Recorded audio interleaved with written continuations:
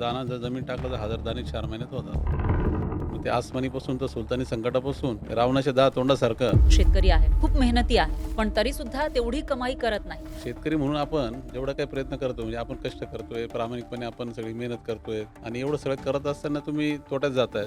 तर याला बदलायचं असेल तर मला हे सगळे घटक नियंत्रित आणायला पाहिजे. पूर्णपणे कोलमडून गेलेला आहे. हां. शेतकरी आणि शेतकरी सगळा शेती व्यवसाय त्याला उभं करायला की सरकारने ताकद द्यायला पाहिजे. हजारो शेतकऱ्यांना तुम्ही एकत्र कसं आणलं? एकत्र यायला पाहिजे म्हणणं सोपं आहे, पण हं. प्रत्यक्ष लोक एकत्र येत नाही. मला पिकवायला जमतं एकट्याला, हां. पण मला विकायला एकट्याला जमत नाही. तर जे प्रश्न एकटा सोडू शकत नाही, असे सगळे प्रश्न संघटित ताकदीने सोडवून आणि त्यातून मग सह्याद्री फार्मर्स फूड सर कंपनीची स्पष्ट दिशा झाली. सह्याद्रीनं युरोपच्या मार्केटमध्ये कशी एंट्री घेतली? जगामध्ये जेवढी लोकसंख्या आहे, सर्वांना अन्नाची गरज आहे. सर्वात जास्त जो किंमत देईल, तो माझ्यासाठी पहिला प्राधान्याचा ग्राहक आहे. मग भारतातला तो ग्राहक म्हणा किंवा मग तो युरोपमधला म्हणा किंवा जगातला कुठलाही म्हणा, 2 करतात. पैसे जास्त घ्यायचे असतील, हां. तर त्याला जे पाहिजेत, त्याला जी गुणवत्ता पाहिजेत. हं. मी उत्पादक म्हणून मला ते बघावं लागेल. हं. शेतामध्ये कोणतं पीक घ्यावं हं. हा निर्णय त्या व्यक्तीच्या शेतकऱ्याचाच आहे. पण त्याला चॉईस तयार केला गेला. हां. एक व्हिजन तयार झालं का आपल्याला 5 वर्षात काय करायचंय, 10 वर्षात पुढे जायचंय, 15 वर्षात पुढे जायचंय. 2050 पर्यंत हं. फलोत्पादन क्षेत्रामध्ये सह्याद्री नक्कीच जगातल्या पहिल्या 5 ब्रँडपैकी एक असेल. भारतात आणि महाराष्ट्रामध्ये आपण 2 वाक्य नेहमी ऐकतो. शेतकरी गरीब आहे आणि दुसरं म्हणजे शेतीत भविष्य नाही. जर असं असेल तर मग एक शेतकरी संस्था ही युरोपमध्ये आपली फळं कशी काय विकू शकते? या शेतकरी संस्थेकडे इतर देशातले गुंतवणूकदार म्हणजेच फॉरेन इन्व्हेस्टर कसे काय येतायत? या प्रश्नाची उत्तरं आपण आजच्या या स्टार्टअप महाराष्ट्र पॉडकास्टमध्ये जाणून घेण्याचा प्रयत्न करणार आहोत आणि आज आपल्या स्टुडिओमध्ये आहेत सह्याद्री फार्म्सचे फाउंडर विलास शिंदे सर. शेतकरी मोठा होत नाही असा एक समज आपल्या इथे बऱ्याचशा लोकांचा आहे. मग शेती करत होतात आणि त्यानंतर अशी एखादी संस्था स्थापन करणं किंवा बिझनेसचा एक इकोसिस्टीम तयार करण्याचा विचार कधी आला? जवळ-जवळ आता पाहिलं तर 30 वर्षाचं एकंदरीत पूर्ण सगळी जर्नी आहे, सगळा हं. प्रवास आहे. एक 95ला जेव्हा मी ग्रॅज्युएशन कंप्लीट केलं, ॲग्रिकल्चर इंजिनिअरिंग राहुरी कृषी विद्यापीठामधून, तर तेव्हा माझी सरळ सोपी एक अशी दिशा होती, की आपण आपलं ग्रामीण भागात काम करायचं. एक अच्छा. ग्रामीण विकासाचं जसं राळेगण सिद्धी एक मॉडेल म्हणून पुढे आलेलं, तर तसं एक आदर्श गाव उभं राहणं हं, हं. आणि ग्रामीण विकासामध्ये तसं आपलं जेवढं शक्य होईल तेवढं कॉन्ट्रिब्युशन करणं, हं, हं. असं एक छोटीशी दिशा होती. आणि त्याचबरोबर की आपलं एक उत्पन्न साधन म्हणून हां. स्वतःचं उत्पन्न जे काही कुटुंबाचं, ते आपली शेती ती व्यवस्थित करावी. अच्छा. आणि ते करत ग्रामीण विकासाचं काम असं दोन्ही अशी दिशा धरून मी 95 सुरुवात केली. हं, हं. पण आदर्श कल्पना असतात. प्रत्यक्षात ती वस्तू ती वेगळी असते. जेव्हा 95 शेती सुरुवात केली, एक पूर्ण चांगला विचाराने बा एक अभ्यासाने ठरवून केलेली. खरं हं. तर माझ्याबरोबरचे सगळे तेव्हाचे सगळे जेवढे काही मित्रमंडळी, तर ते चांगल्या सरकारी नोकरीपासून तर इतर सगळ्या सेक्टरमध्ये जात होते आणि हं. मी ठरून आलो. हां. पण जेवढं आदर्श कल्पना घेऊन आलो तसं लगेच सहज काही यश मिळलं नव्हतं. आणि खरं पाहिलं तर म्हणजे तो अभ्यास म्हणजे एक तिथूनच कॉलेज संपल्यानंतर चालू झाला खऱ्या अर्थाने शेतीचा. हं, हं. दुरून डोंगर साजरे तसं आपण म्हणतो तसं झालं. हां. प्रत्यक्ष शेती करायला लागलं, लक्षात झालं की किती अवघड आहेत हं. आणि किती तसं म्हटलं तर म्हणजे शेतकरी म्हणून समस्या कशा म्हणजे एकदम किचकट आहेत. हं, हं. कारण मी पहिली जे काही केला शेतीचा पहिला जे काही प्रयत्न केला तो नुकसानीतच गेला. अच्छा. नुकसानी जाण्याचं कारण हां. तेव्हाचं ते म्हणजे पाणी कमी पडणं होतं शेतीला. हं, हं. पण त्याच्यानंतर जो प्रवास झाला, हं. जवळ मी 95 पासून तो 2004 पर्यंत बरंच काही शेतीमध्ये करत राहिलो. अच्छा. आता एक इन्व्हेन्शन पहिलं पीक करत राहिले. तोट्यात गेलं म्हणून मग दुसरं करा. हं, हं. मग ते दुसरं काही कारणामुळे अडचण आली, मग तिसरं करा. वेगळ्या पद्धतीने काय जे असेल नसेल ना, आपण जे काही सल्ला शेतकऱ्याला म्हणून देतो ते सगळे करायचा हां. व्यक्ती पातळीवर प्रयत्न केला आणि सगळ्यामध्ये मार खाल्ला. हं, हं. आणि चांगला दाबून मार खाल्ला. कारण मी 95 जेव्हा सुरुवात केली तर कॉलेजमधून निघालो तेव्हा कर्ज वगैरे काही नव्हतं. हं, हं. आणि पहिलं शेतीसाठी म्हणून कर्ज घेतलं, तर ते ₹50,000 मी एक तेव्हा बँकेची काही मदत नव्हती. अच्छा. म्हणून 4% व्याजाने एक सावकाराकडून घेतले. हं, हं. आता ते असं गृहीत धरलं होतं का ते 4 महिन्यामध्ये परत देऊ आपण लगेच. अच्छा. कारण 4 महिन्यामध्येच आपलं पीक निघेल, पैसे आपले डबल होतील आणि व्याज देऊन किंवा मुद्दल देऊन मी आपल्या हातात शिल्लक राहील. हे सगळे कागदावरती हिशोब प्रत्यक्षात सगळे पूर्ण चुकलेत आणि हं, ते हं. 50,000च्या 1000 जवळ-जवळ पूर्ण डुबलेत. ओह! आणि त्यानंतर मला जे काही मी परत मग त्यासाठी आता ते बुडाले पैसे भरण्यासाठी म्हणून दुसरं पुढचं पीक किंवा दुसरा प्रयत्न हं, असं हं. करायला जी सुरुवात झाली, ते एकामागे एक जवळ-जवळ 9 वर्ष मी त्या याच्यामध्ये सापळ्यामध्ये असं ओह! अच्छा. गुंतत-गुंतत हां, तोट्यातून हां. बाहेर पडायचं म्हणून परत नवीन प्रयत्न करायचा, परत नवीन तोटा, हं. परत अजून वाढणं, करणं आणि आता बाहेर पडायचं म्हणजे दलदलीत जसं आपण हां. बाहेर पडायचा प्रयत्न करतो अजून खाली-खाली जातो. तर हं. तसा प्रकार झाला तो. आणि 9 वर्षामध्ये मी जवळ तसं पाहिलं तर म्हणजे 75,00,000चे कर्ज केलं. ओह! आणि ती सगळी व्हायची कारणं काय का ते जो प्रयत्न केला दरवेळेस काहीतरी अभ्यासाने, ठरवून, चांगल्या पद्धतीने पहिलं जे चुकलं ते टाळून मग आता परत पुढचं करू. हं, हं. पण पुढच्या वेळेस नवीन समस्या हां, म्हणजे जे काही म्हणजे जवळ 9 वर्षामध्ये पाहिलं तुम्ही सगळ्या प्रकारचे वेगवेगळ्या प्रकारचे सगळेच काही असे नसतील. हां. शेतीमध्ये तोट्याचे जे कारणं आहे ते हं. सगळे प्रत्यक्ष अनुभवत गेलो. अच्छा. आणि त्यातून मग थोडंसं जे काही लक्षात येत गेलं, की हे शेतकरी म्हणून आपण जेवढा काही प्रयत्न करतो, म्हणजे आपण कष्ट करतोय, प्रामाणिकपणे आपण सगळी मेहनत करतोय, समजून करतोय. हं, हं. मी तर ठरवून शेती करायला आलो होतो. असं काही कोणी मला फोर्स नव्हता केला, तरी आलो होतो. हं, आणि एवढं सगळं करत असताना तुम्ही तोट्यात जाताय. हं. म्हणजे त्याच्यातले बरेचसे कारणं असे, की जे तुमच्या नियंत्रणाच्या बाहेर आहे. अच्छा. आणि आता ते जे कारणं आहेत, हं, मग हं. ते समजा आता पाणी कमी पडण्यापासून तर किंवा नैसर्गिक काही आपत्ती, गारपीट येण्यापासून तर काही अजून अवकाळी पावसापासून म्हणा किंवा बियाणं बोगस निघण्यापासून म्हणा किंवा मार्केटमध्ये रेट डायरेक्ट पूर्णपणे पडून कमी जाणं. माल होतात. तयार हां. झाला आणि तुम्ही पूर्ण रेट पडलेले आहेत. तर एवढे सगळे जे काही फॅक्टर आहेत वेगवेगळे, तर ते हं, हं. माझ्या नियंत्रणाच्या बाहेर आहेत. मी व्यक्ती म्हणून आहे ना, एकटा शेतकरी म्हणून मी हे काही घटक नियंत्रणात आणू शकत नाही. त्यामुळे तोटा होतोय. हं. आणि आता याला बदलायचं असेल तर मला हे सगळे घटक नियंत्रणात आणायला पाहिजे. आणि जे अच्छा. मला एकट्याला ते शक्य नाहीत. हं, मग मी अपेक्षा करतो की हे सरकारने करावं हं. किंवा अजून बाहेरच्या घटकांनी करावं आणि हां, ते पण होत नाहीत. हां. मग करायचं काय नक्की? अच्छा. मग त्यामध्ये जे काही थोडं लक्षात येत गेलं की ह्याच्यामध्ये संस्थात्मक ताकद खूप गरजेची आहे. हं, आणि संस्था एकटा-दुकटाची किंवा अशी काही होऊ शकत नाही. त्यासाठी संघटित होणं गरजेचं आहे. हं. तर हे सगळं जे काही अनुभवाचं पहिला 9 वर्षामध्ये तो पहिला टप्पा व्यक्तिगत शेतकरी म्हणून मार खातानाचा. हं, हं. मग 2004ला आम्ही एक छोटा 10 जणांचा ग्रुप करून एक थोडं प्रत्यक्ष स्वतः माल पिकवतो तर आपण विक्रीपर्यंत सगळी व्यवस्था उभी करण्याचा प्रयत्न केला. अच्छा. तो 2004चा प्रयत्न तो पण तसा फसलेलाच होता. हं, पहिल्यांदा आम्ही एकत्र आपण द्राक्ष निर्यात करू वगैरे. तर हं, तो अनुभव नसल्यामुळे आणि बॅकग्राऊंड काही नव्हतं हं, व्यापाराचं, ट्रेडचं. त्यामुळे मारच खाल्ला. परत दुसऱ्या वर्षी पण खाल्ला. हं, हं, पण मग त्याचबरोबर एक त्यातून शिकायला बी भरपूर मिळालं, का आपलं हं, चुकतंय काय बा? आपल्या बाजूने काहीतरी गोष्टी का ज्या आपल्याला दुरुस्त कराव्या लागतील. ज्या गोष्टी आपल्याला येत नाही त्या शिकाव्या लागतील. हं, ज्याच्यामध्ये आता आपल्याला पिकवता येत पण विकता येत नसेल, तर विकता येत नाही ते शिकावं लागेल. हं, आता त्याच्यामधले स्किल शिकावे लागतील. तर ते थोडीशी जिद्द ठेवल्यामुळे ते एक पुढचा टप्पा हं. जवळ-जवळ 2006 ते 10 पर्यंत थोडं म्हणजे फार काही नाही, पण एक थोडंसं हाताला यश यायला लागलं, की नाही आपण ठरवलं तर काही प्रश्न सोडू शकतो. हं, बरेचसे जे हं, आहेत, काही तांत्रिक प्रश्न पिकवतानाचे, काही विक्रीच्या बाजूचे आहेत. तर ते असं थोडंसं जे काही बॅकग्राऊंड झालेलं, ते हं. एक 2010 पर्यंत एक कॉन्फिडन्स तयार झाला होता का आपण काही नक्कीच आहे ना, हं. वेगळं पुढचं पाऊल आणि चांगलं फ्युचर बघू शकतो. अच्छा. आणि त्या पार्श्वभूमीवर 2010ला एक मोठं संकट पाहिलं.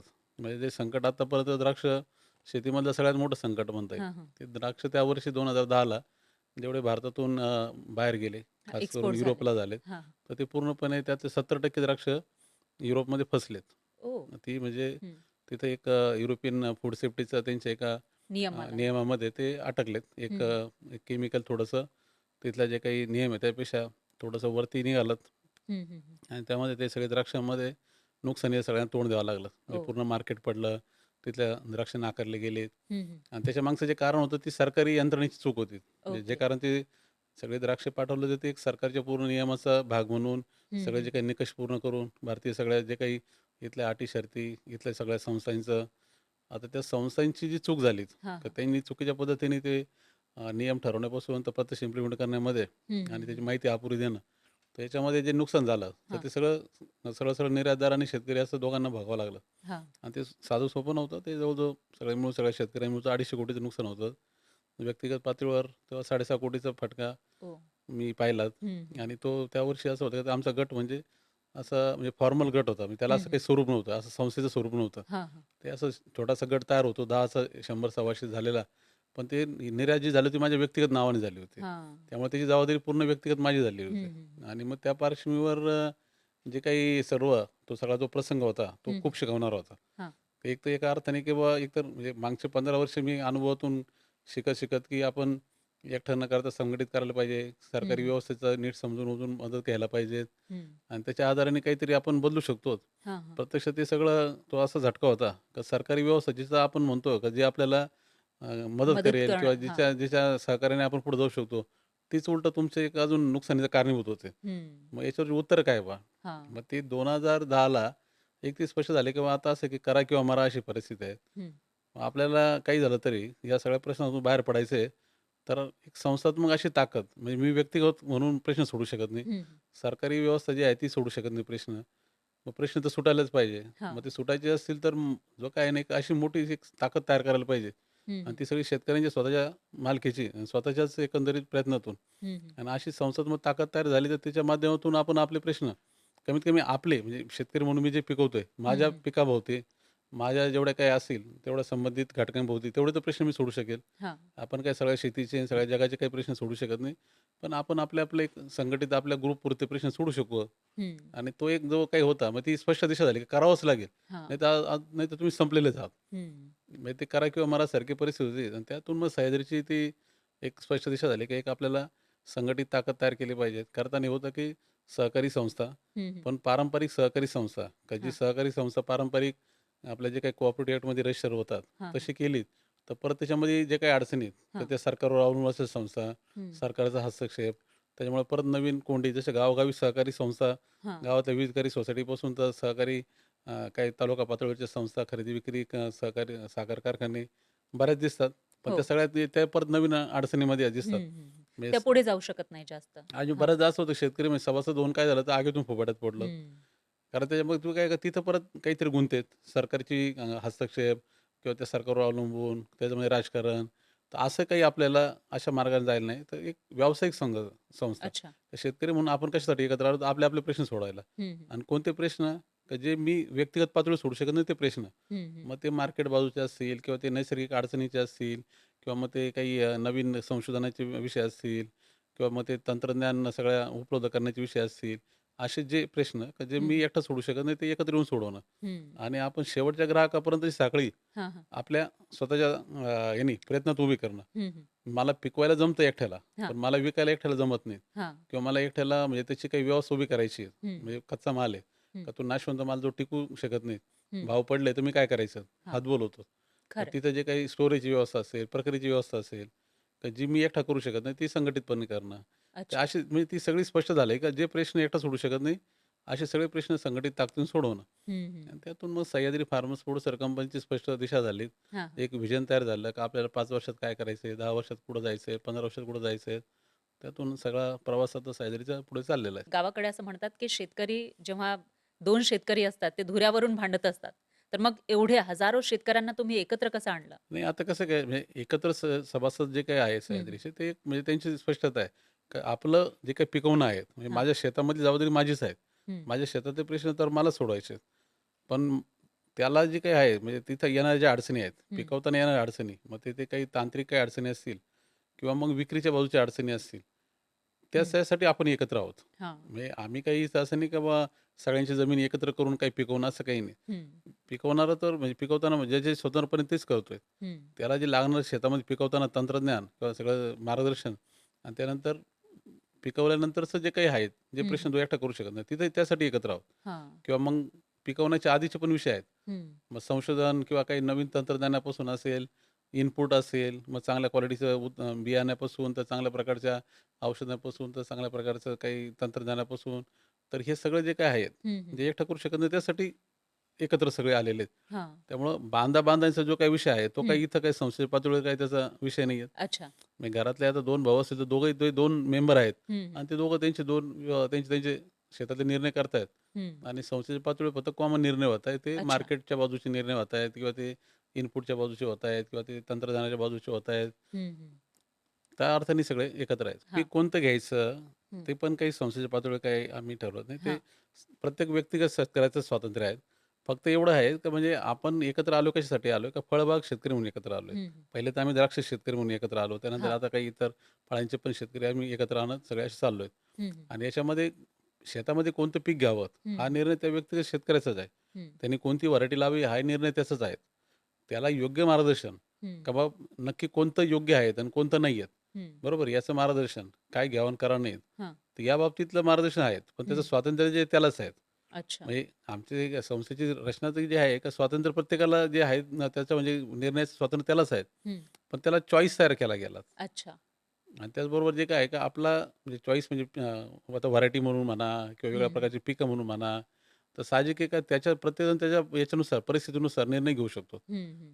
माझी जमीन आणि आता माझ्या भावाची जमीन किंवा माझ्या अजून मित्राची जमीन वेगळ्या गुणवत्तेची असेल. हां. मला पाण्याची सोय वेगळी, त्याला पाण्याची सोय वेगळी आहे. हं. क्लायमेटसुद्धा आज परिस्थिती अशी आहे का तुम्ही जर पाहिलं तर म्हणजे एकाच तालुक्यामध्ये 4 प्रकारचं क्लायमेट तुम्हाला दिसेल. हं, म्हणजे वातावरण काही ठिकाणी पाऊस जास्त पडतो, काही ठिकाणी कमी पडतोय. हं. नाही का? असे बरेच फॅक्टर असे वेगळे-वेगळे आहे, की जिथं तुम्ही एकच एक करू शकत नाही. निर्णय खरं आहे. घेताना मला माझा व्यक्तिगत माझी सगळी जी काही परिस्थिती आहे, माझी हं, जमीन, माझं पाणी, माझं हवामान, माझी एकंदरीत सगळी म्हणजे माझ्याकडे असलेलं मनुष्यबळापासून तर बाकीचे इतर स्किलपासून तर सगळे फॅक्टर लावून मी माझा निर्णय घेतला पाहिजे. खरं आहे. दुसऱ्याची जसं तसं कॉपी करायची गरज नाही. हं.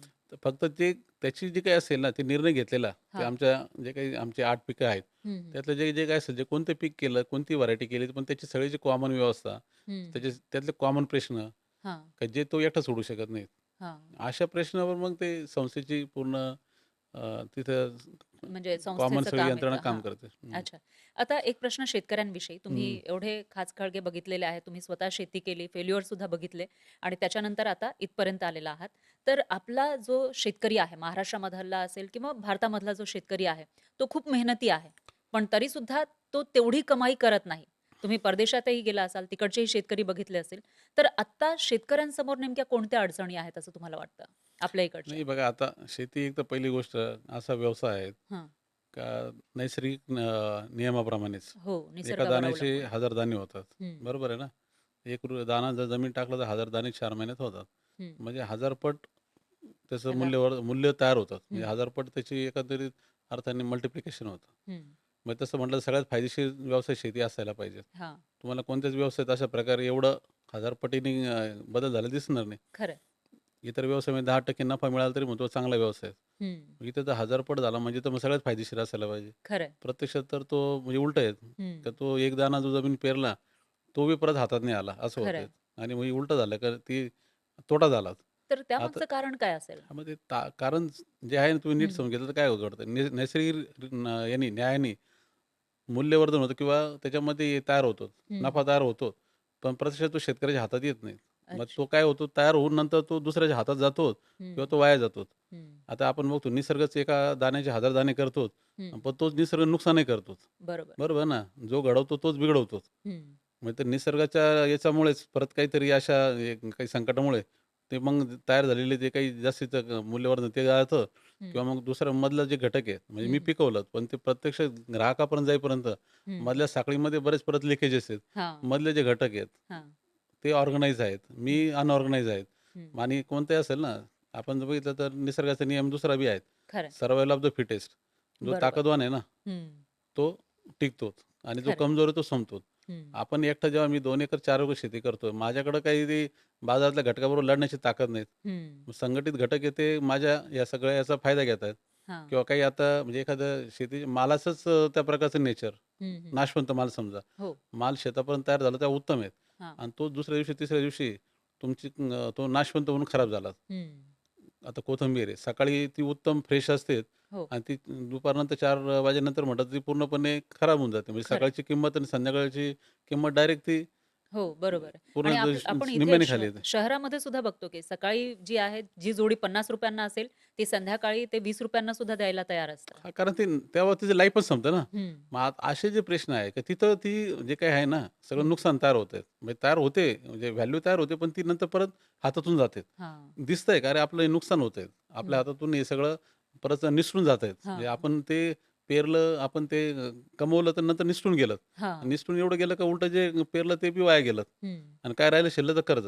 आता खरं. हे सगळं कळतं, हां, पण मग त्याला उत्तर काय बा? आणि त्याला हां. मार्ग कसा काढायचा हे कळत नाही. हं, म्हणजे तुम्ही जसं आता अभिमन्यूचं जसे चक्रव्यूहामध्ये फसल्यानंतर जी अवस्था, हं, हं. का तो चक्रव्यूह कळतोय का आपण चक्रीत अटकलेलो आहे. हां. पण बाहेर कसं बाहेर पडायचं? कसं पडायचं कळत नाही. तर त्याच्यामध्ये मरण येते वाट्याला. हं, म्हणजे शेतकऱ्याची आज अवस्था तशी आहे.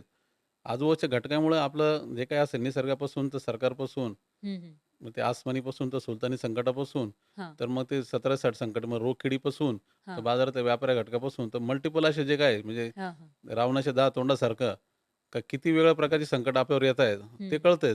आणि एका वेळेस मी किती संकटांशी लढू हा एक हं. विषय तयार होतो ना आणि तेवढी क्षमताही नाही.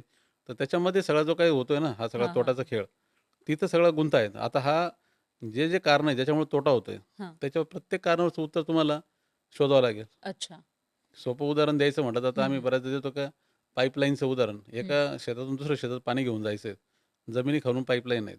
वरून तर कळत नाही बा, नाही हो. का त्या पाईपलाईनमध्ये काय घडतंय. हं. आपण तर एका बाजूने पाणी टाकलं, जे काही टाकलं समजा काय 10,000 लिटर पाणी टाकलं तर दुसरीकडे 10,000 निघालं पाहिजेत. हं, प्रत्यक्षात 10,000 निघतच नाहीत. हं. ते हजारांनी काय कधी म्हणजे काहीच निघत नाहीत. मग म्हणतो अरे कुठं ते पाईपलाईन लीक आहेत. हां. आता जमिनीखाली पाईपलाईन कुठं आहेत, लीक आहेत, कळत नाहीत. मग जिथं लक्षात आलं तेवढं आपण लीक काढतो. पण तेवढं काढल्यानंतर लक्षात आलं अरे परत पाणी येत नाही. मग परत कुठं ते लीक आहेत. हं. आता म्हणजे जमिनीखाली ती पाईपलाईन लीक आहे. ती फुटक्या पाईपलाईनसारखी आपल्या एकंदरीत शेतीची अवस्था कळत नाही बा. हं, हं. कुठं-कुठं लीक होत आहेत आणि किती लीक आहेत. हां. म्हणजे मी एक दाणा पेरल्यापासून त्याचे ग्राहकापर्यंत जाईपर्यंत जे काही सगळ्या मूल्य साखळीमध्ये काय घडतंय, हं, हं. तर त्याच्यामधले ते लिकेजेस मला ते लक्षात येत नाहीयेत आणि आले तरी त्याच्यावरती उत्तर मला शोधता येत नाही. अच्छा. आता ते एकट्याला जे जमत नाही, हां. ते मग तिथं तुम्हाला असं म्हणायचं की याच्यासाठी समूह शेती हे एक उत्तर आहे. समूह म्हणजे संघटित हां. मूल्य साखळी. अच्छा. समूह शेती आणि संघटित मूल्य साखळी दोन्हीमध्ये फरक आहे. हं, हं. समूह शेती म्हणजे सगळ्यांनी मिळून एकत्र शेती करणं, हं. ते त्याच्या वेगळी संकल्पना. आता हां. तुम्ही जर त्या जे काही रशियामध्ये किंवा कम्युनिस्ट राष्ट्रामध्ये पूर्वी होतं, हं, हं. तर ते पण एक फेल झालेलं मॉडेल. हां, आपला प्रश्न काय नुसतं पिकवणं नाही आहेत. हां. हा प्रश्न काय आहे का त्याला चांगला पिकवण्यापासून तर भाव सुद्धा. ग्राहकापर्यंत. हां. हे आता मी जर तुम्ही आता आपण काय म्हणतो, हं, तर शहरामध्ये अ, जेव्हा ग्राहक एखादी वस्तू घेतो, नाही का आणि तिचे ₹100 मोज असेल, तेव्हा हं. शेतकऱ्याच्या हातामध्ये ₹25 येत नाहीत. हां, आणि बरोबर. ₹75 कुठे जातात ते मधल्या घटकामध्ये जातात. ते कुठेतरी आपण सगळे म्हणतो, "का "अरे कुठं आहे बा?" हं, हं, हं. ग्राहकाला 4 पट किंमत द्यावी लागते, शेतकऱ्याला रुपये भेटत नाही. हां. ते मध्ये जे काही घडतंय किंवा त्याच्या मागे पण घडतंय. बरोबर ना? माल हं. पिकवताना त्याच्या पाठीमागे सुद्धा. खरं आहे. त्याच्यामागे पण निसर्गाच्या आव्हानापासून तर मग ते काही काही प्रश्न तांत्रिक बी आहेत. हं, हं. आता बियाणाचा विषय समजा बा. हां. तुमच्याकडं जे एक बियाणं जे आहेत, GM समजा बियाणं तुम्ही वापरलं. हं. तुम्हाला जे उत्पादकता मिळते त्याच्याबद्दल आणि मी दुसरं पारंपरिक बियाणं वापरलं, तर मला उत्पादकता कमी तुमच्या फक्त 20%च मिळते. हं, हं. बरोबर आहे. मग आता असे तांत्रिक प्रश्न तुम्ही म्हणाल ते असे जे काही प्रश्न आहेत सगळे, हं, हं. तर त्या सगळ्यावरचं उत्तर शोधणं त्याला मूल्य साखळी आपण एकत्रीची अच्छा. मूल्य साखळी हां, हां, हां. आणि ती मूल्य साखळी पूर्णपणे शेतकऱ्याच्या मालकीची असायला पाहिजे. अच्छा. बरोबर आहे. म्हणजे मी शेतकरी म्हणून माझं सगळ्या घटकावर नियंत्रण आहे. हं, हं. माझ्या शेतीच्या मागचे पण घटक. हं, हं. बरोबर आहे ना. बियाण्यापासून तर काही इतर सगळ्या प्रकारचे काही जे काही शेतीला लागणाऱ्या निविष्ठापासून हं, हं. किंवा फायनान्सपासून आणि त्याचबरोबर पुढचे शेतापासूनच्या ग्राहकापर्यंतचे. हां. या सगळ्यामध्ये जे काही तोट्याचे कारण आहेत, त्या हं. सगळ्यावर माझं नियंत्रण आहे. आता दुधामध्ये तसं दिसतं ना. आता अमूलचं आपण आता उदाहरण देताना कायम दिलं जातं. तर ग्राहक ₹100 देतो तेव्हा त्याच्यातले ₹80 दूध शेतकरी म्हणून त्या अमूलच्या सभासदांच्या हातात जातात. हं. का? तर अमूलचे सभासद म्हणून ते दूधही पिकवतायत. दुधाबरोबर ते दुधाचा पुढचा टप्पा, त्या प्रक्रियेपासून तर त्याची मग मूल्यवर्धनापासून तर त्याच्या विक्रीपासून तर ग्राहकापर्यंत मग ब्रँडिंगपर्यंत, हं, तर हं. ते सगळं कोणाचं आहे? ते शेतकऱ्यांच्या एकत्रित मालकीचं आहे. हां. त्यामुळं त्या मूल्य साखळीमध्ये जी काही संपत्ती तयार होते, हं, हं. तिचा जास्तीत जास्त शेअर त्या शेतकरी ताब्यात येतो. अच्छा.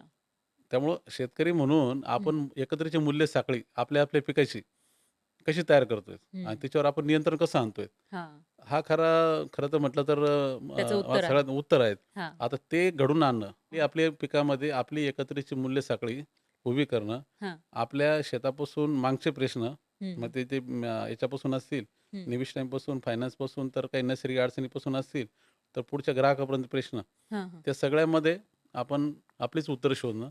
हे शेतामध्ये मी कष्ट करतो ते शेतातले प्रश्न सोडवतोच आहे. हं. मी रोग, कीड नियंत्रणापासून तर अ, जमिनीच्या आरोग्यापासून तर ते सगळे प्रश्न हाताळत होते ना. हं, मग उरलेले पण प्रश्न मागचे पुढचे हाताळायचे आहेत. हं. उरलेले प्रश्न हाताळायला मी एकटा समर्थ नाही आहेत. हं, हं. शेतातले प्रश्न आहे ना, मी एकटाच सांभाळू शकतो किंवा त्याच्यावर हं. मार्ग काढू शकतो किंवा हां. त्यासाठी मी कमीत कमी धडपडू शकतो. मागच्या पुढचे प्रश्न जे आहे, का जिथं एकत्रित ताकद पाहिजे. बरोबर ना? हां. कारण तिला एकटा शेतकरी 2 एकरवाला शेतकरी मी. हां. मला बाजारामध्ये माल विकायला जायचं आहे. हं. मला माहिती आहे का मी होलसेलमध्ये माल विकायच्या ऐवजी मी रिटेलला विकला हां. डायरेक्ट शेवटच्या ग्राहकापर्यंत, हां. तर मला 2 पैसे जास्त मिळू शकतात. हं, हं. पण मग ते व्यावहारिकदृष्ट्या परवडत नाही. शक्य आहे कारण का? हां. मी माल पिकवला तो टनाने पिकवला. हं. बरोबर आहे. आणि बरोबर. विकायचं आहे शेवटच्या ग्राहकापर्यंत किलोनी. हां. तर ते आणि ते बी एका ठराविक वेळेत. हं. ते मला एकट्याला कसं शक्य आहे? हां. नाशवंत माल आहे. मी पिकवलात हं. आणि तो माल मला माहिती आहे का आता जर तो वेळेत त्याला नीट सांभाळला नाही तर खराब होणार आहे. हां. त्यासाठीची व्यवस्था करायला पाहिजे. स्टोरेजची व्यवस्था करायची, प्रक्रियेची. हं, पण हं. तिथे 2 एकरवरती काही व्यावसायिक म्हणजे व्यावहारिकदृष्ट्या परवडणारी नाहीत. हां. मग मी ते करू शकत नाही. हां. पण ते अशा सगळ्या गोष्टी मी एकत्र आलो तर आम्ही एकत्र मिळून करू शकतो. हं, हं. आणि सामूहिकरित्या केल्या तर त्याचा खर्च एकमेकांवर तो विभागल्यामुळे तो कमी बी झाला. हं. तर हे एकत्रित मूल्य साखळी शेतकऱ्यांच्या अच्छा. मालकीची आणि त्याचबरोबर ती जागतिक दर्जाची, हं, हं. जागतिक स्पर्धेत टिकणारी अशी उभी करणं, हं. हेच कायमस्वरूपीचं उत्तर आहे. अच्छा. आणि कारण जगातले तुम्ही जो विषय केला, जगातली शेती आणि आपली शेती, हं. जगातल्या कोणत्या शेतकऱ्यावर तुम्ही तुलना केली, खास करून विकसित देशातला, हां. अमेरिकेमधला शेतकरी. एखादा शेतकरी जर अमेरिकेमध्ये सरासरी पाहिलं, हां, तर तिथे म्हणजे 400 एकरचा छोटा शेतकरी हां. आणि सरासरी म्हटलं तर 2000 एकरचा शेतकरी. अच्छा. असे तुम्हाला ते तिथला शेतकरी दिसेल. आता हो. तिथला 2000 एकरची शेती असलेला शेतकरी, हं, हं. त्याच्याबरोबर मी इथला 2 एकरवाला शेतकरी हं. भारतातला, कशी ती कुस्ती लढू शकेल? कंपॅरिझन नाही करू शकत. पण मग हां. आम्ही जर 1000 एकत्र आलो, तर हं. 1000 मिळून 2000चं ती एकत्रीची ताकद त्या 2000 एकट्या शेतकऱ्याबरोबर त्याच्याबरोबर लढू शकतात. हं. आणि जागतिक बाजारामध्ये म्हणजे तुम्ही आता माल निर्यात करताय का तुमच्या गावात विकतायत, पण बाजार म्हणून एक झालाय. हं. बरोबर आहे ना? जागतिक बाजार एक झालाय. हं. त्याच्यामुळं तुम्हाला स्पर्धा करताना तुमच्या गावात जरी करायची असेल, तरी तुम्हाला अमेरिकेत शेतकरी तुमच्या स्पर्धेत हे लक्षात घ्यावं लागेल आणि हं. तुम्ही बाहेरच्या जगात गेले तर तिथं तर त्याच्याबरोबर स्पर्धा करणंच आहे. बरोबर. त्यामुळे आपण तेवढं तयार होणं, हं. आपण जागतिक पातळीवर टिकू शकू हं. आणि त्यानुसार आपली जी काही क्षमता आहे ना, म्हणजे ती तुम्ही तांत्रिक अर्थाने म्हणा किंवा व्यावसायिक अर्थाने म्हणा, आपल्याला ती करावी लागेल. आपली हां. उत्पादकता तेवढ्या दर्जाची न्यावं लागेल, आपली गुणवत्ता तेवढ्या दर्जाची न्यावं लागेल, आपलं उत्पादन खर्च खाली न्यावा लागेल, हं. आपली किंमत वरती न्यावं लागेल आणि हे हां. सगळं साधायचं असेल, तर तुम्हाला एकत्रीची ताकदवान व्यवस्था उभं केल्याशिवाय काही पर्याय नाही. आता शेतकऱ्यांना समजा एखाद्या गावातले 500 शेतकरी आहेत, त्यांना एकत्र यायचं आहे. तर त्यांनी सगळ्यात आधी काय करायला पाहिजे? नाही आता पहिली तर गोष्ट नाही एका गावातला शेतकरी अशी हं. काही संकल्पना करण्यात काही अर्थ नाही. किंवा एका जिल्ह्यातले शेतकरी आहेत. एका पिकातले शेतकरी कोणते गाव जर पाहिलं आपल्याकडे विविध कार्यकारी सोसायटी हं. गावोगावी आहेत हं. आणि त्यात गावातले सगळे शेतकरी सभासद असतात. हां. आता त्या संस्था तशा ऑलरेडी तशा आहेत. चुकलेलं काय आहेत? का आपण ॲक्चुअली काय प्रश्न कॉमन आहे म्हणून एकत्र आलोत उत्तम, बरोबर आहे ना? हं. मी द्राक्ष पिकवतोय. हां. तुम्ही कापूस पिकवताय. हं. आपण एकाच गावातले आहोत. हं. मला तुमच्या कापूसमध्ये काही इंटरेस्ट नाही. तुम्हाला माझ्या द्राक्षामध्ये इंटरेस्ट नाही. तरी आपण एकत्र येऊन काय करणार? हं. फक्त एका गावचे म्हणून. त्याला काही बरोबर. अर्थ नाही ना. मी द्राक्षवाला आहे, अजून दुसरं कोणतरी द्राक्षवाला आहेत, अजून तिसरा आहे आणि आमचे कॉमन प्रश्न आहेत. हं. म्हणून आम्ही एकत्र आलो तर लॉजिक आहे. मग ते आम्ही हां. एका गावच्या ऐवजी 4 गावचे राहिलो तर फरक काय पडतो? हं. आता त्यात एवढं नक्की आहे का जास्तीत जास्त जवळच्या परिसरातून तुम्ही आलेत, म्हणजे एक क्लस्टर म्हणून आले, हां. तर ते साहजिक आहे कोणती यंत्रणा ती व्यवस्थितरित्या ठीक राहू शकते. खरं. म्हणजे मी द्राक्ष शेतकरी म्हणून एक मी नाशिकचा आहे हं. आणि कोणी सांगलीचा आहे आणि कोणी अजून एखादा कर्नाटकचा आहे. एकत्र यायचं तर ते हं. व्यावहारिकदृष्ट्या योग्य नाहीत. हं. पण मी समजा माझ्या नाशिक जिल्ह्यातल्या आडगाव गावचा आहे, तर माझ्या शेजारच्या गावचा अजून कोणी दुसरा शेतकरी आहेत, हं. पिंपरीचा आहेत किंवा शेजारच्या कोणी विंचूरगवळीचा आहेत. हां. आम्ही एकत्र आलो, तर लॉजिक आहे कारण आम्ही एका भागातले आहोत. व्यावसायिकदृष्ट्या एखादी यंत्र उभी केली तर हं. लॉजिकल आहे. हं. तर पीकनिहाय एकत्र येणं अच्छा. हा महत्त्वाचा मुद्दा आहे आणि हं. पीकनिहाय तुम्ही सरळ-सरळ एक सरासरी जेव्हा तुम्ही 500 एकत्र येताय सरासरी म्हणजे तुम्ही हां. 1000 एकरचं तरी त्या पिकाचं हं. हं. असं एक तुमची एकत्रीची यंत्र तयार झाली ना. अच्छा. आता 1000 एकर जेव्हा होते, तुम्ही हं. म्हणता हं. थोडक्यात तुम्हाला जागतिक पातळीवर तुम्हाला कॉम्पिटिशनला एक काहीतरी स्केल आली ना, खरं. का ज्याच्यावर तुम्ही तंत्रज्ञानापासून किंवा तुम्ही मार्केटची व्यवस्था उभी करण्यापासून, हं. तुम्ही कोणतीही कॉमन यंत्रणा उभी करण्यापासून असेल, तर त्याला व्यावहारिक त्याला बेस तयार झाला. हां. खरं आहे.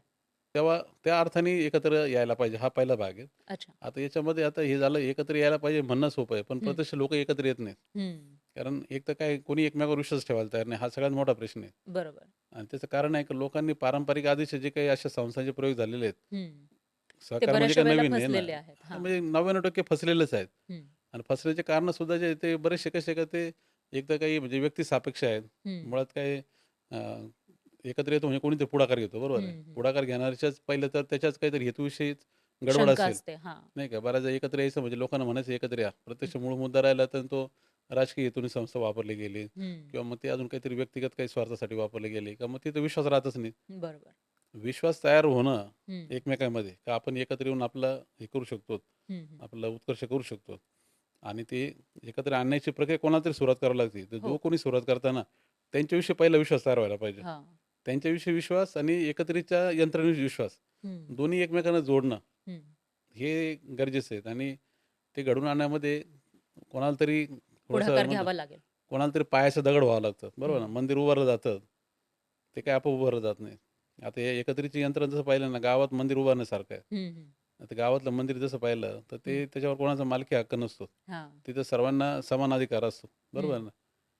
ती काही खाजगी एखादी मालमत्ता नसते. मंदिर म्हणजे गावचं मारुती मंदिर समजा, सगळे लोकं तिथे येऊ शकतात, जाऊ शकतात. हं.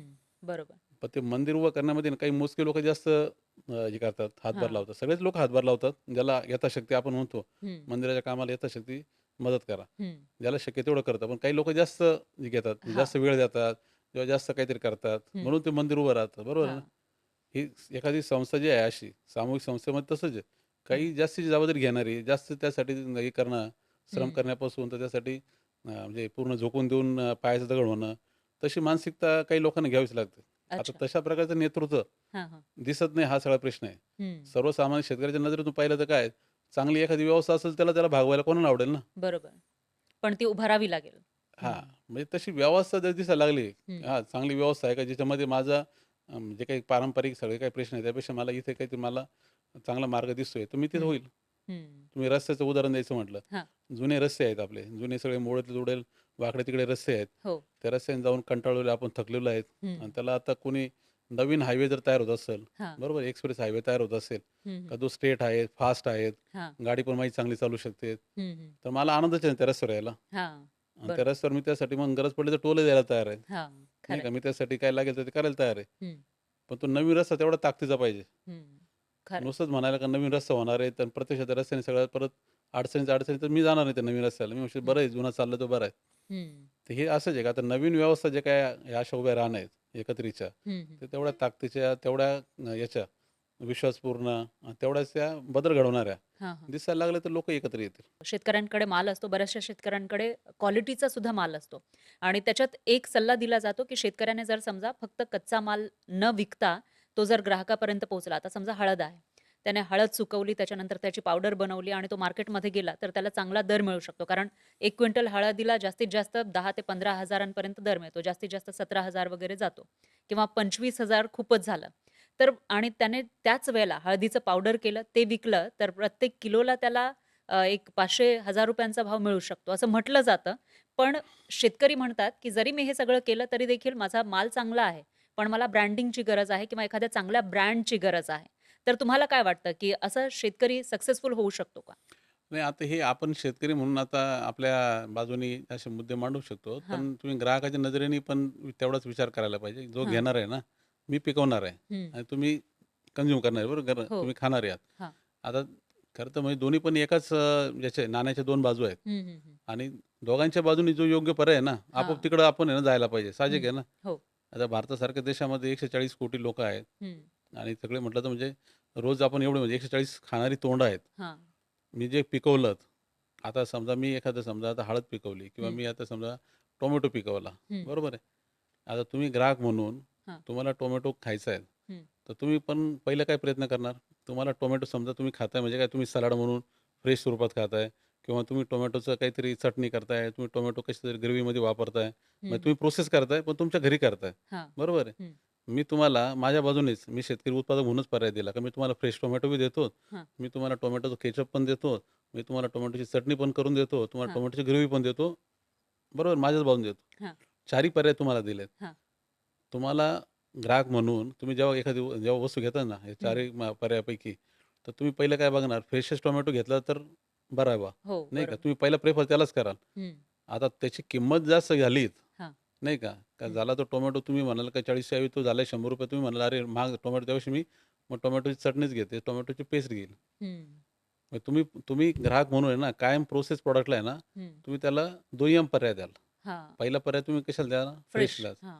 आणि मी पण शेतकरी म्हणून आहे ना, मला समजा माल विकायचा आहे मला. हं, हं. मला जर टोमॅटो पिकवला आणि मी लगेच तुम्हाला विकला, हं, तर हं. मला पण ते जास्त सोयीचं आहे. हां. कारण माझी त्याच्यामध्ये भांडवल नाही अटकलं.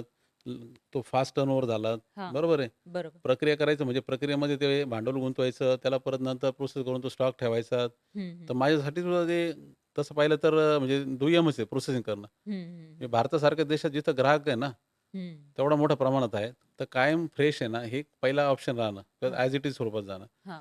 पण मग फ्रेश मार्केटमध्ये जेव्हा अडचण होते, फ्रेश मार्केटमध्ये जे अपडाऊन होतं, म्हणजे मी शेतकरी म्हणून रेट जर पडला, माझी हां. टोमॅटोची प्रोडक्शन कॉस्ट आहे समजा, हं, हं. जर माझी ती ₹2 आहेत आणि हं. माझी झालं तर मला जर 50 पैसे भेटत असतील, हं. तर मला त्याचं मग ते होणारा तोटा थांबवायचा असेल, तर मला त्याला जास्त शेल्फ लाईफमध्ये कन्व्हर्ट करायला पाहिजे. हां. तोटा काय होतो फ्रेश मालामध्ये, तर त्याचं ते शेल्फ लाईफ जे आहे लिमिटेड आहे. हं, हं. टोमॅटो काढल्यानंतर 4 दिवसात खराब होणार आहे. हां. आणि त्या 4 दिवसात विकला नाही म्हणून किंवा जास्तीचा तयार झाला आणि म्हणून मार्केट पडतंय. हं. तर तेव्हा मी प्रक्रिया करणं. हां. म्हणजे थोडक्यात आपण तो कायम त्याला एक काय म्हणतोय फ्रेश मार्केटला एक सपोर्टिंग रोल हं, हं, हं. बरोबर आहे ना?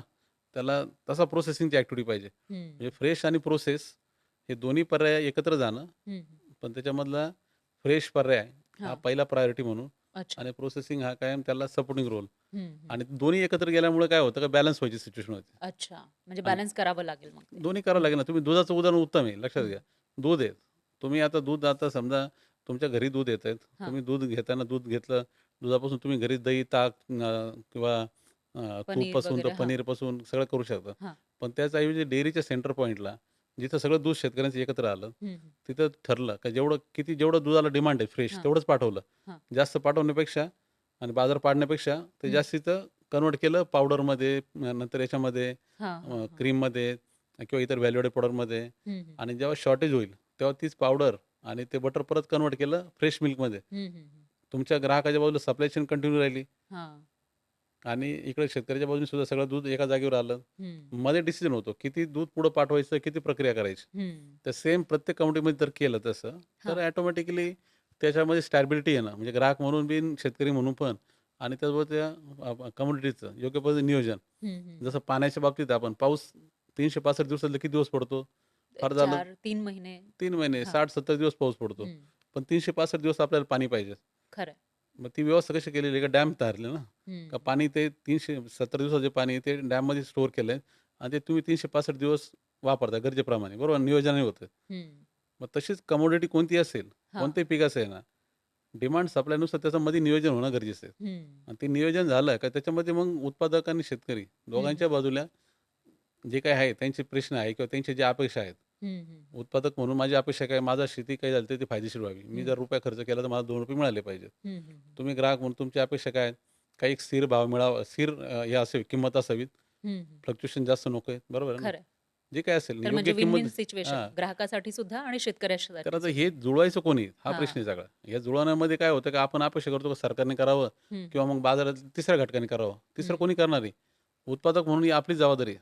हं. आता फक्त मी एकटा करू शकत नाही, पण संघटित झालं तर करू शकतो. हां. जे दुधामध्ये ऑलरेडी चालू आहे ना. हं, दुधामध्ये जर तुम्ही पाहिलं तर जे काही आज स्थिरता आहेत, हां. पुऱ्या बाजारामध्ये तुलनेने इतर कोणत्या कमोडिटीपेक्षा, हं. तर ती कोऑपरेटिव्ह तेवढं स्ट्राँग उभं राहिलं. हां. अमूलसारखी संस्था किंवा आपल्या आता गोकुळसारखी संस्था किंवा हं, जे काही असे दिसतात, की ज्यांनी हं. ते हे त्या कमोडिटीचं नियोजन करण्याचं काम केलंय. त्यांनी त्याचं सगळं हाताळण्याचं, त्याचं मूल्यवर्धनापासून सगळं केलंय हं, हं. आणि ते शेतकऱ्यांच्या मालकीचे असल्यामुळे त्याच्यामधला सगळ्यात जास्तीत जास्त तो भाग जो त्याच्याकडे येतो. हं, हं. मग हे दुधात शक्य तर मग तेच का आपण प्रत्येक कमोडिटीमध्ये काय अपेक्षा करू शकत नाही. हां. प्रत्येक पिकामध्ये शक्य आहे.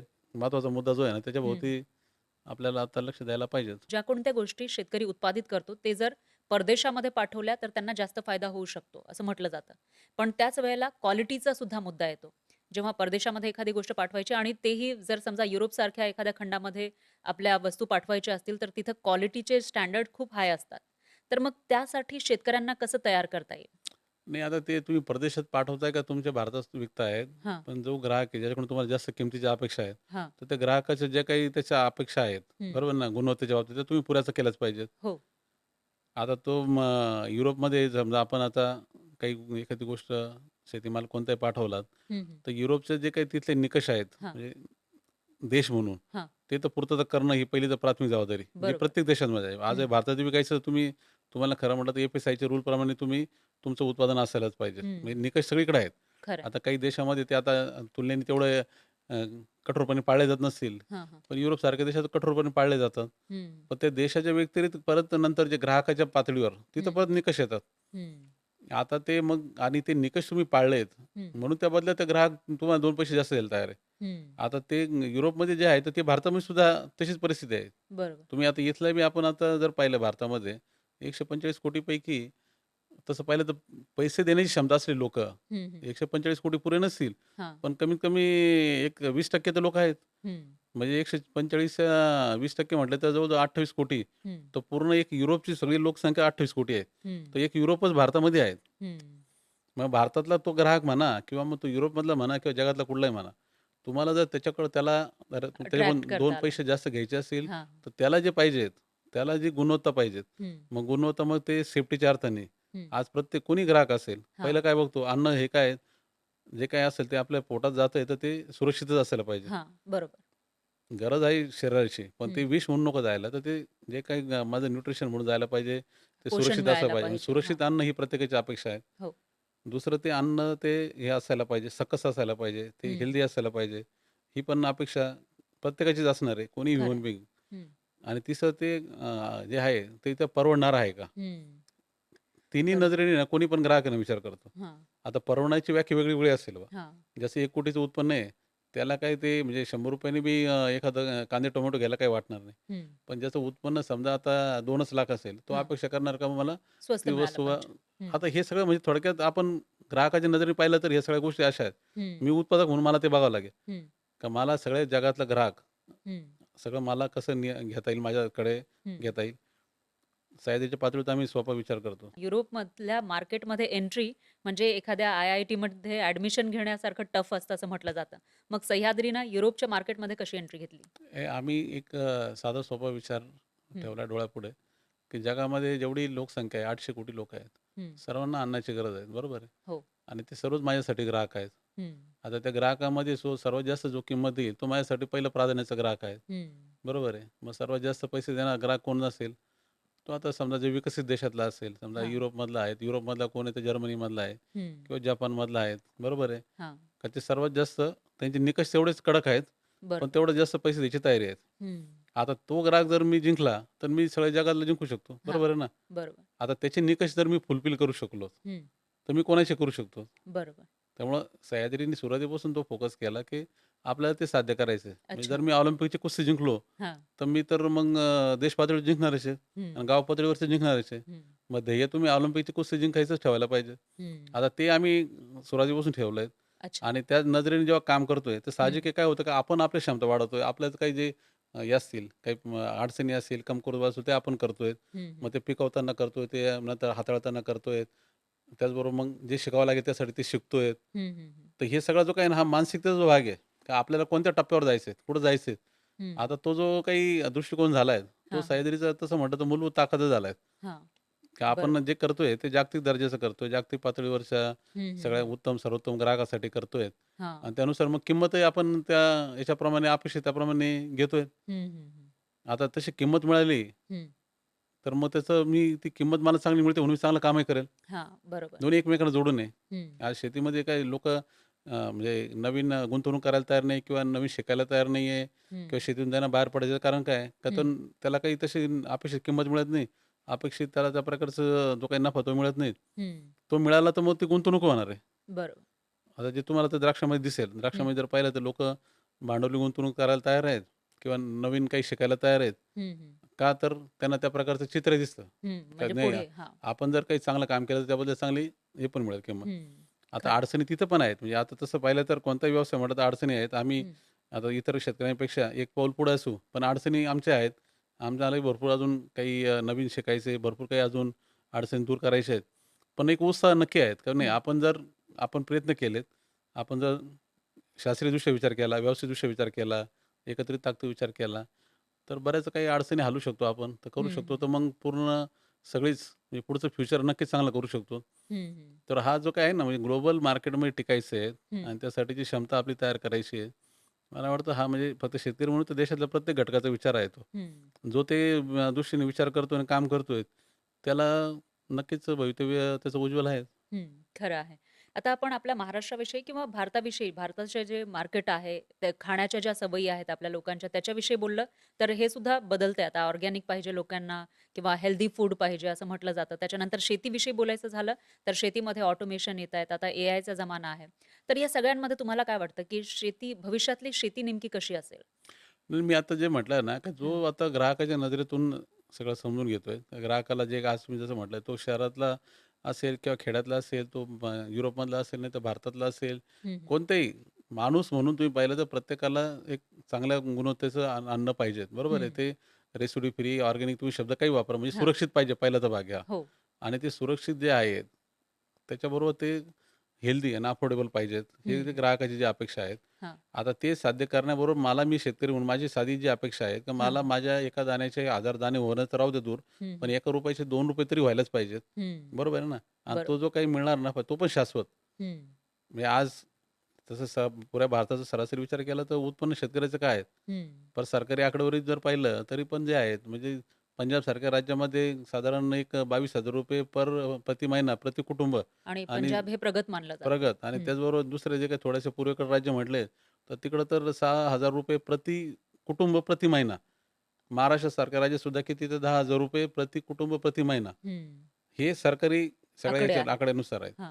आता ₹10,000 तुम्ही आता एखादा माणूस नोकरी करायला गेला साधा किंवा साधा एक म्हणजे एकदम बेसिक काही हं, हं. आपण साफसफाईचं काम करणारा माणूस सुद्धा त्याला बी हां. ₹16,000 ₹17,000 महिना मिळतो. त्याला म्हणजे कमीत कमी जे काय आहे पगार ना मिळतो. मिनिमम जे काही आहे ना, वेजेस वेजेस. ॲक्टनुसार हां. प्रमाणे त्याला तेवढं द्यावं लागतात. म्हणजे घराचे हं. 2 माणसं जरी काम करायला गेलं, तर ते घरामध्ये महिन्याला ₹32,000 घेऊन येतील आणि मी बरोबर. शेती करून काय करतो, सगळ्या कुटुंबाला 10,000 मिळत नाहीत. हां. ते ₹10,000 सुद्धा शाश्वत नाही. मिळाले ते मिळाले, नाही तर ते बुडालेत. हं. आता असा जुगारी व्यवसाय कोणाला करायचा नाही. हं. प्रत्येकाला जे करायचं आहे, जर असेल सन्मानाने जगता येईल, चांगलं त्या प्रकारचं हे असं शाश्वत चांगलं एक हं. आयुष्य हं. शेतकऱ्याला पाहिजे, ही बेसिक गोष्ट आहे. हां. आता ते करण्यामध्ये टेक्नॉलॉजीपासून तर सगळ्या पूर्ण हं, हं. एक इकोसिस्टम पूर्ण एंड टू एंड हं, उभी हं. करण्यापासून जी शेतकऱ्यांच्या मालकीची मी आता म्हटलं तसं पूर्ण हां. मूल्य साखळी उभी करण्यापासून ती जागतिक बाजारामध्ये अशी व्यवस्था हं, हं. आणि त्यासाठीची तेवढी व्यावसायिकता. हं, हं. तर हे सगळे मुद्दे सगळे एकमेकांना जोडले गेले तर मग वेगळं चित्र असेल. अच्छा. पण याच्यामध्ये पुढाकार शेतकऱ्यांनाच घ्यावा लागेल. साहजिक आहे बघा, कोणी असेल ज्याचा हं. प्रश्न आहे ना, त्यालाच पुढाकार घेणं आहे. बरोबर आहे हं. ना? मी मी आता सरळ विचार केला आम्ही जसं माझ्या कुटुंबाचा विषय आहे, पुढाकार कोण घेईल? मीच घेईल ना. हं. कुटुंबाचा प्रश्न आहे. मी शेतकरी म्हणून माझा प्रश्न आहे, तर पहिलं पाऊल मी टाकेल. हं. मी नक्की अपेक्षा करेल, की इतरांनी काही सहकार्य करावं. हं. पण कोणाची सहकार्याची मी वाट बघत का बसू? खरं. आता त्यासाठी मला जे पाहिजे फक्त, हं. म्हणजे स्वातंत्र्य पाहिजे. हं. अपेक्षा एवढीच आहे. आता आम्ही सह्याद्रीमध्ये एक स्पष्टता ठेवलेली आहे. हं. का बा आमचे प्रश्न आम्ही सोडू, फक्त आमच्या पायात पाय घालू नका. हां. आम्हाला अडवू नका. हां. आमचे मध्ये रस्ते बंद करू नका. हं. ते जे काही पाहिजे ना स्वातंत्र्य, हं. मग ते तंत्रज्ञानाचं स्वातंत्र्य हं. किंवा मार्केटचं स्वातंत्र्य, हं. ही खरं तर म्हणजे महाराष्ट्रातल्या शेतकऱ्यांची भूमिका मागच्या 40 वर्षापासून आहे. हं, हं. शरद जोशींनी ही तशी 1980 पासूनच आहे ना, ही तर महाराष्ट्रातल्या किंवा देशातल्या सगळ्या शेतकऱ्यांना दिशा दिलेली आहे. हं. का तुम्हाला काही नको म्हणजे सूट सबसिडी हं. नाही का, हवे घामाचे दाम हं. आणि ते घामाचे दाम सुद्धा आता आम्ही घेऊ. हां. पण त्यासाठी फक्त आम्हाला स्वातंत्र्य द्या. आमची व्यवस्था उभी करायला हं. आणि आमची क्षमता आम्हाला सिद्ध करायला. हं, हं. ते शेतकरी करू शकतात. अच्छा. आता सरकारचा पाठ एवढाच आहे का सरकारने शेतीमध्ये लुडबुड करू नये. हं. शेतकऱ्यांना जे पाहिजे हं. म्हणजे तंत्रज्ञान स्वातंत्र्य, मार्केटचं स्वातंत्र्य देणं, इतर व्यवसायांना जसं तुम्ही देतात, हं. कोणत्या उद्योजकाला देत असाल तसं शेतकऱ्याला द्या. आता त्यामध्ये एवढंच आहे की आता हे मागच्या वर्षानुवर्ष जे काही शेतकऱ्यांचं शोषण झालंय, जे काही शेती तोट्यात सातत्याने जाऊन ते कोणत्या घटकामुळे सरकारी धोरणामुळे असेल, नैसर्गिक आपत्तीमुळे असेल किंवा सगळ्या याच्यामध्ये असेल, हं, हं. जो पूर्णपणे कोलमडून गेलेला आहे हां, शेतकरी हां. आणि शेतकरी सगळा शेती व्यवसाय, त्याला उभं करायला, हं. त्याला नक्कीच सरकारने ताकद द्यायला पाहिजे. हं. शरद जोशींनी एक अजून जो काही सातत्याने मांडणी केली ती मार्शल प्लॅनची. खरं आहे. दुसऱ्या महायुद्धामध्ये जसं आहे ना, जर्मनी हं, आणि हं. जपान हे हां. उद्ध्वस्त झालेत हं. त्या महायुद्धामध्ये. आता ते देश उभे करण्यासाठी त्या दोस्त राष्ट्रांनीच आहे ना, हां. मार्शल प्लॅन आणला. कारण हं. त्यांनी हे पाहिलं का ते देश उभे राहिल्याशिवाय ना, हं. जगामध्ये शांतता हं. राहणार नाही. बरोबर. पूर्ण शेती क्षेत्राचं जे काही झालं, म्हणजे हं. शोषण होत राहिलं, तिथलं भांडवल काढून ते औद्योगिक क्षेत्राला, सर्व्हिस सेक्टरला देण्याचं जे काम झालं, हं, हं. त्याच्यामध्ये थोडक्यात शेती क्षेत्राचं शोषण शेतकऱ्यांनी झालं. हं. आता ते उभं त्यांना त्यातून बाहेर काढायचं आहे, तर तिथं परत ती गुंतवणूक हं. तेवढ्याच मोठ्या प्रमाणात करणं, ते सगळं क्षेत्र उभं करायला, शेतकऱ्याला उभं करायला. येणाऱ्या 5-10 वर्षांमध्ये 5 ते 10 वर्षांमध्ये सह्याद्री फार्म कुठे असेल? काय प्लॅनिंग्स आहेत तुमच्या? हे आम्ही एक स्पष्ट दिशा ठेवलेली आहे. मी जसं हां. सांगितलं, की जागतिक पातळीवर आपल्याला संस्था ही पूर्ण म्हणजे भारतीय शेतकरी एकत्र येऊन जागतिक पातळीवर स्पर्धेवर टिकू शकतो हां. आणि ते एका पूर्ण ग्राहकापर्यंत ती सगळी एक विश्वासार्हता तयार करू शकतो.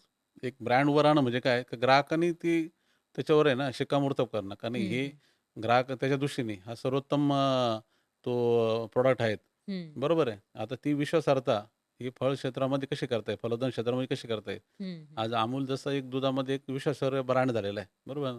हं. तुम्ही बाजारामध्ये दुधाच्या भरपूर पिशव्या असेल, तुम्ही अमूलच्या पिशवीला हात लावत असाल का? तर तुम्हाला त्याच्यावर विश्वास आहे. हं. का हा सर्वोत्तम ब्रँड आहेत. बरोबर आहे ना? सगळ्या गुणवत्तेच्या अर्थाने असेल किंवा इतर सगळ्या निकषानुसार असेल. हं. तसा तो फलोत्पादन क्षेत्रामधला सह्याद्री हा एक सर्वोत्तम असा पर्याय, एक ब्रँड हं. म्हणून आणि नुसतं भारतातल्या जगातल्या शेतकऱ्यांना ग्राहकासाठी कसा राहील? हं. आणि ते करण्यामध्ये जे काही असेल म्हणजे आता खूप लांबचा पल्ला आहे हा. हे आता असं काही जवळचं एकदम काही लगेच साध्य होणारं तसं ध्येय नाही, तर लांबचा पल्ला आहे आणि आम्ही त्या दृष्टीने सगळी ती पायभरणी एक हं. जे म्हणतोय आपण आता हं. ही दीर्घ पल्ल्याची शर्यत आहे. तर त्याच्यामध्ये जी काही पायभरणी आहे ती मागच्या 15 वर्ष झालीत आणि हा पुढचा प्रवास जो आहे आम्हाला जे दिसतंय की स्पष्ट की आपण भारतीय शेतकरी म्हणून क्षमता हं. आपल्यामध्ये आहेत. हं. आता आपल्याला ते त्यासाठी जी काही म्हणजे एवढे लांबची शर्यत जिंकण्यासाठी हां, जी हां. तयारी, जी ताकद लागते, ती तयारी करायचं काम झालेलं आहे. फाउंडेशन झालेलं आहे. हां. आता पुढचा प्रवास जो आहे, म्हणजे आम्ही अपेक्षा करतो की 2050 पर्यंत हं. फलोत्पादन क्षेत्रामध्ये सह्याद्री नक्कीच जगातल्या पहिल्या 5 ब्रँडपैकी एक असेल वाह! आणि भारतातली तर ती नक्कीच प्रथम क्रमांकाची संस्था असेल. हं, हं. अशा अर्थाने सह्याद्रीचा सगळा प्रवास चाललेला आहे आणि वाह! छान. त्याच्यामध्ये म्हणजे ती प्रथम क्रमांकाची होते का हा एवढा मोठा मुद्दा नाही. हं, पण आमच्या सगळ्या सभासदांसाठी हं, एक शाश्वत उत्पन्न आणि ते बी सन्मानाने जगता येईल एवढं उत्पन्न. हं, हं. आमची दिशा एकदम स्पष्ट आहे की एकरी कमीत कमी ₹2,00,000 तरी शिल्लक राहिले पाहिजे. अच्छा. शिल्लक म्हणजे ते बी शाश्वत राहिले पाहिजे हं, हं. आणि ते सगळ्या कोणत्याही परिस्थितीमध्ये. मग ते नैसर्गिक आपत्तीपासून तर मार्केटमधल्या घटकापासून हं, हं. ती शाश्वती घेणं सगळ्या समाजाच्या पातळीवर.